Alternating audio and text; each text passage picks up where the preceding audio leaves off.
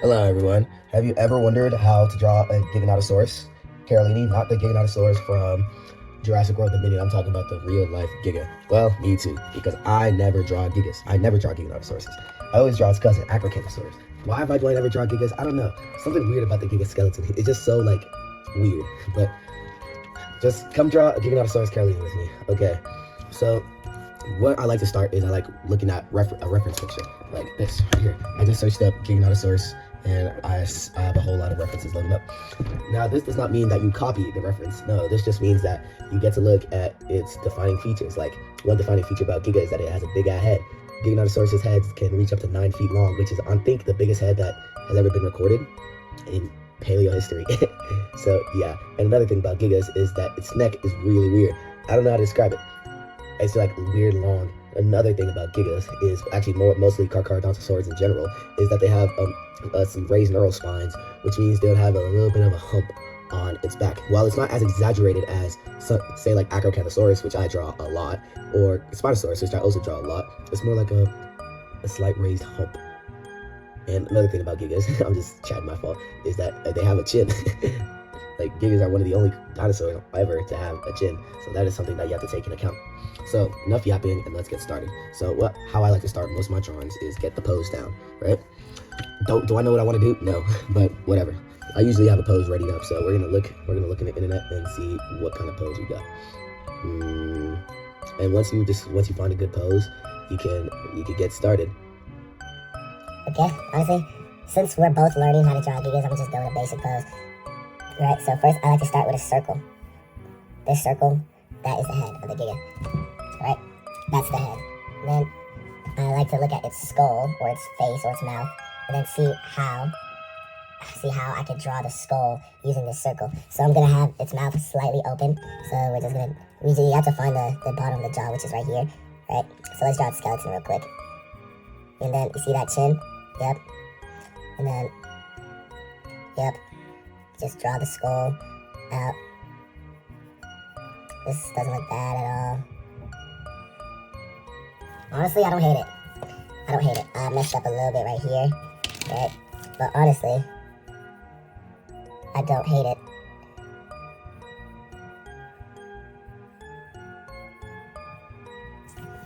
Right? Who is calling you? Okay, I'm coming. I'll come soon.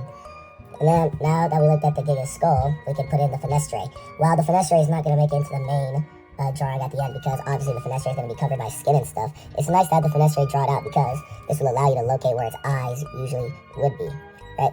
So first we're going to draw the ant's orbital fenestra, right, on here. Gigas have a pretty gigantic one, I can't lie, right?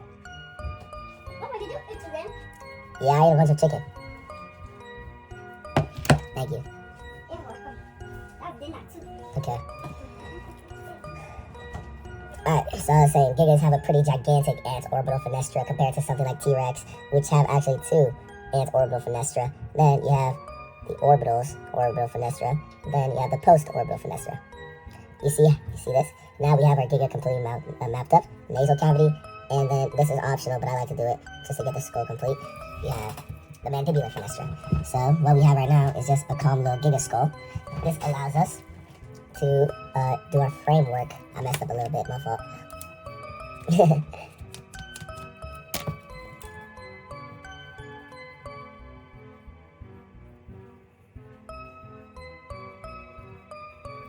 Now this allows us to continue on to the neck. Okay, so necks are really weird, especially for theropods, right? A lot of theropods have an S-shaped neck. Giganotosaurus is not one of them. Giga's neck is actually really straight when you consider, all things considered, compared to other theropods like Spinosauruses or especially T-Rexes, because T-Rexes have an S-shaped neck. Giga does not. So we have a neck with a slight curve.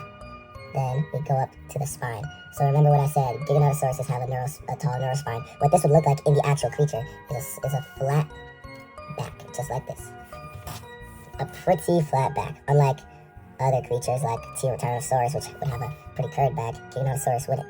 Now we go into the belly, and we save the arms for later. So we draw the belly, and then we go up to the tail. We're gonna have a tail that curves downwards, and then he just curves the whole body down.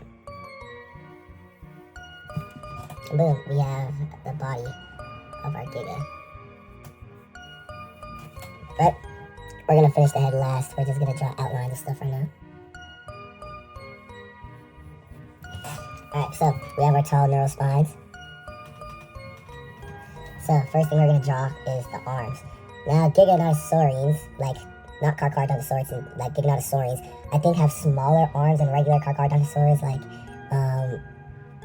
Carcharodontosaurus itself, and I think they have bigger arms than Acro. But yeah, Giganotosaurus, like Giga itself, Torvosaur, I said Torvosaur, I mean Giga itself, Mapusaur, and Tyranotitan have smaller arms.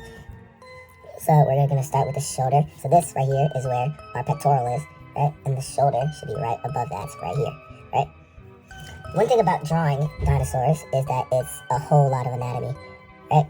And it should be pretty simple because a lot of time dinosaurs have almost the same anatomy or same basic anatomy as us.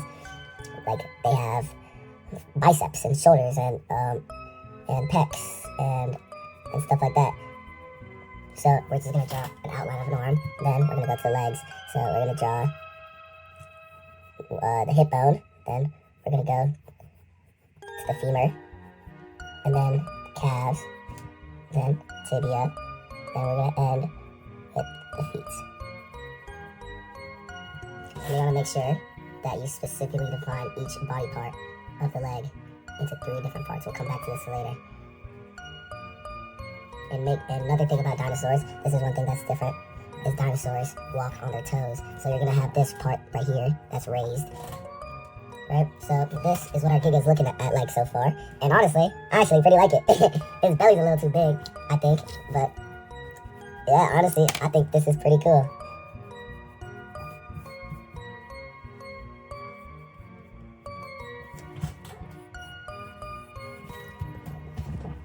Yeah, his belly's a little big, but yeah, this is a cool little Giganotosaurus outline. And using this, we can finish framing our Giga. So now we got the hip bones. This is where Giga would walk. Right? I'm not going to do the other side. So we're going to go back to the skull. So first, we're going to slightly erase these fenestrae. We still need them to figure out where the eyes will go. And then we draw the eye itself, actually. So the eyes would go on the top part of the the orbital fenestra. And it'll just be a calm little circle, like that. Alright, the bigger the theropod, the bigger the eyes, but when they get too big, the eyes actually somehow remain the same size. We're just gonna fill it in. Alright, and now our Giga is pretty meatless right now, so we're gonna slightly erase it and draw a little bit of lippage.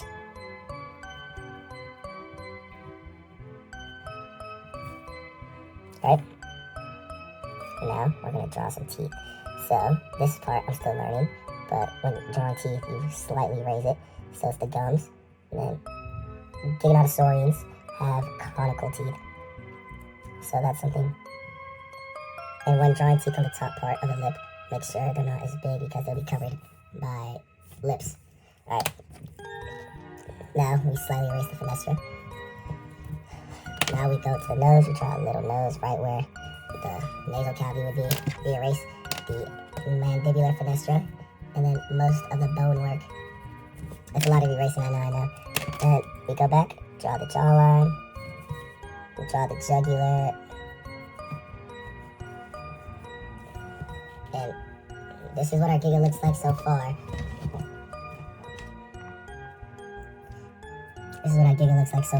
Pretty cool. I do say so myself, especially this is like my 3rd time ever drawing one of these. Hate drawing Gigas. Don't know why. Alright. So let's move to the legs. Let's erase all this and use this as our outline. So we draw the thigh, go to the knees, right? Draw the calves. Then we're looking like this. You want to make sure the thighs are as up as possible because its hip bone will be connected right up here. And its hip bone is pretty high. It's something I actually learned recently. Okay, now we're going to go to the feet. So we're going to go down, draw a little claw, right? And then draw a padding right underneath the feet. Right, then we're going to come down here to the side, draw another claw, and draw some padding.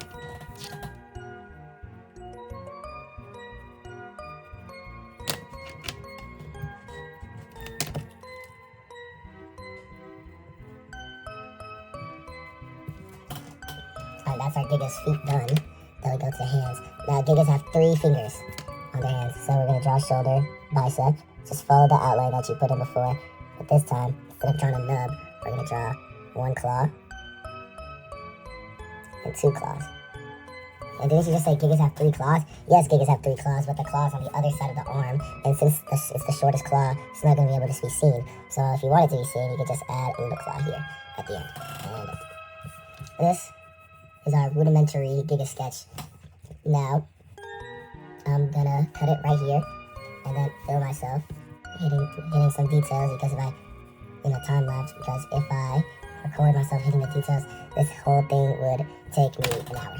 Okay, I'll see you in the time lapse. Bye.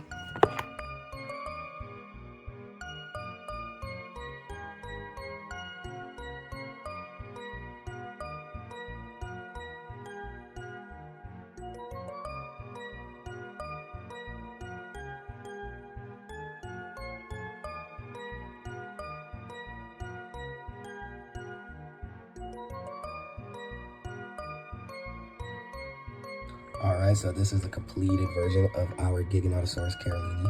I appreciate you all for coming in and watching this video, even if it doesn't get any likes or whatever. I mean, I could have more scaling, but whatever.